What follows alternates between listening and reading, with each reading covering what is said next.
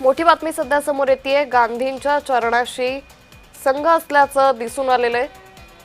नागपुरात पहिल्यांदाच गांधी पुतळ्याजवळ एकत्रीकरण झाल्याचं दिसून येतंय। तर विजयादशमीला व्हरायटी चौकात संघ संचलनाचं आयोजन करण्यात आलेलं आहे। नागपूरमधील व्हरायटी चौक मध्यवर्ती परिसर आहे आणि याच भागात संघाकडून याचं आयोजन करण्यात आलंय। तर गांधींच्या चरणाशी संघ हा पहिल्यांदाच दिसून आलेला आहे। आज पथसंचलन संघाकडून आयोजित करण्यात आलेलं आहे। तर नागपुरात पहिल्यांदाच गांधी पुतळ्याजवळ संघाचं हे एकत्रीकरण दिसून येत आहे। विजयादशमीला व्हरायटी चौक संघात एकत्रीकरण दिसून आलेलं आहे। नागपूरमधील व्हरायटी चौक हा अतिशय मध्यवर्ती आणि महत्त्वाचा परिसर आहे। राष्ट्रीय स्वयंसेवक संघाला आज 100 वर्ष पूर्ण झालेले आहे।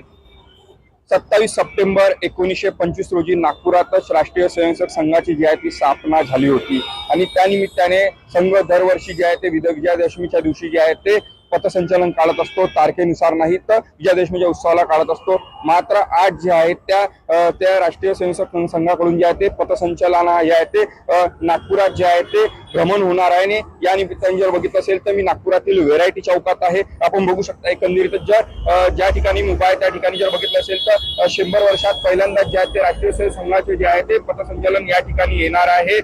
समोरच्या भागाला जर बघितलं असेल तर अमरावती रोड आहे, हॉकी मैदान या ठिकाणातून जे आहे ते राष्ट्रीय स्वयंसेवक संघाचे पथसंचलन येणार आहे।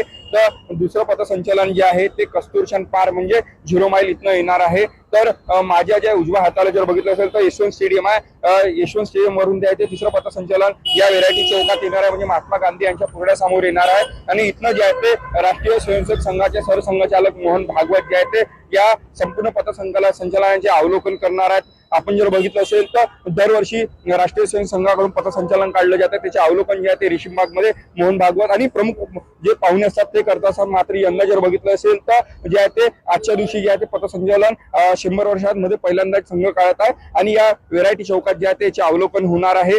21,000 जे आहे ते संघ स्वयंसेवक या पथसंचलनामध्ये सहभागी असल्याची जी माहिती आहे ते संघाकडून दिलेली आहे आणि आपण जर बघितलं असेल तर या संदर्भात जे आहे ते आज जे सायंकाळी 7 वाजता जे आहे ते या संपूर्ण पथसंचलनाचे एकत्रीकरण जे आहे ते नागपुरातील व्हेरायटी चौकामध्ये होणार आहे।